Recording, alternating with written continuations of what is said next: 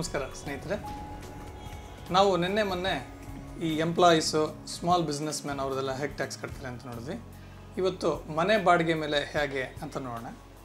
ಈಗ ಬೆಂಗಳೂರಂಥ ನಗರಗಳಲ್ಲಿ ಅಥವಾ ಯಾವುದೇ ರೀತಿ ಚಿಕ್ಕ ನಗರಗಳಲ್ಲೂ ಕೂಡ ಇವಾಗ ಬಾಡಿಗೆ ಅನ್ನೋದು ಭಾಳ ಬೆಳೆದಿದೆ. ಹಾಗಾಗಿ ಅದರ ಮಾಲೀಕರಿಗೆ ಒಳ್ಳೆಯ ಆದಾಯನೇ ತರ್ತಾ ಇದೆ.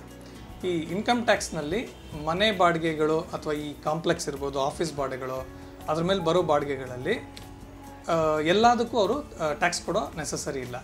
ಈ ಅವ್ರಿಗೆ ಬರೋ ಬಾಡಿಗೆನಲ್ಲಿ 30% ಅಂದರೆ 30% ಸ್ಟ್ಯಾಂಡರ್ಡ್ ಡಿಡಕ್ಷನ್ ಅಂತ ಡಿಡಕ್ಟ್ ಮಾಡ್ತೀವಿ. ಇದು ಇನ್ಕಮ್ ಟ್ಯಾಕ್ಸಲ್ಲಿ ರೂಲ್ ಪ್ರಕಾರನೇ ಇದು. ಮಿಕ್ಕ 70%ಗೆ ಮಾತ್ರ ಅವರು ತೆರಿಗೆ ಕಟ್ಟಬೇಕಾಗತ್ತೆ.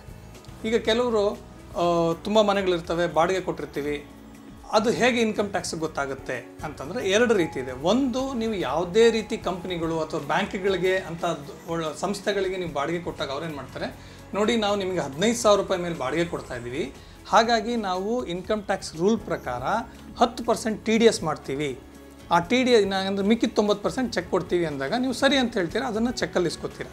ಅವಾಗೇನಾಗುತ್ತೆ, ಆ 10% TDS ಆಗಿರುತ್ತಲ್ಲ, ಅದು ಇನ್ಕಮ್ ಟ್ಯಾಕ್ಸ್ಗೆ ಹೋಗಿ ಮಾಹಿತಿ ಕೂತ್ಕೊಳ್ಳುತ್ತೆ, ಈ ಥರದವರು ಇಷ್ಟು ಬಾಡಿಗೆ ತೊಗೋತಾ ಇದ್ದಾರೆ ಅಂತ.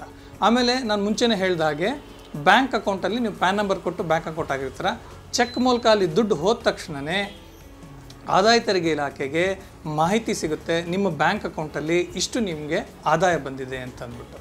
ಇನ್ನು ಕೆಲವರು ಹೇಳ್ಬೋದು, ಇಲ್ಲ ನಾವು ಕಂಪ್ನಿಗಳಿಗೆ, ಬ್ಯಾಂಕುಗಳಿಗೆ ಆ ಥರ TDS ಮಾಡೋ ಇವ್ರಿಗೆ ಸಂಸ್ಥೆಗಳಿಗೆ ನಾವು ಬಾಡಿಗೆ ಕೊಡಲ್ಲ, ಬರೀ ಕ್ಯಾಶ್ ಬರೋ ಥರ, ಅಥವಾ ನಾನು ಬರೀ ಮನೆಗಳಿದೆ, ನಾನು ದುಡ್ಡಿನಲ್ಲಿ ಮಾತ್ರನೇ ಬಾಡಿಗೆ ತೊಗೋತೀನಿ ಅಂತಂದಾಗ ಏನಾಗುತ್ತೆ ಅಂತಂದರೆ, ನೀವು ಬಾಡಿಗೆ ತೊಗೊಂಡು ದುಡ್ಡನ್ನು ನೀವು ಮನೇಲಂತೂ ಇಟ್ಕೊಳ್ಳೋಕ್ಕಾಗೋದಿಲ್ಲ.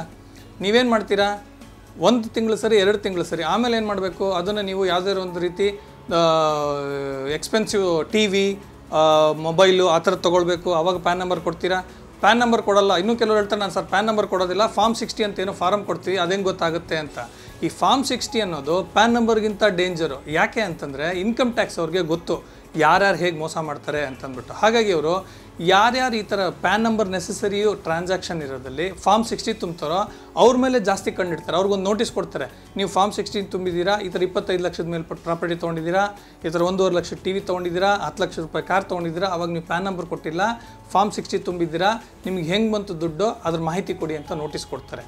ಹಾಗಾಗಿ ನೀವು ಯಾವುದೇ ಕ್ಯಾಶಲ್ಲಿ ಇನ್ಕಮ್ ಇದ್ರೂ, ಮನೆ ಬಾಡಿಗೆ ಇದ್ರೂ ಆದಾಯ ತೆರಿಗೆ ಕಟ್ಟಿಬಿಟ್ಟು ರಿಟರ್ನ್ ಫೈಲ್ ಮಾಡಿ ಲೈಫ್ನ ಎಂಜಾಯ್ ಮಾಡಿ.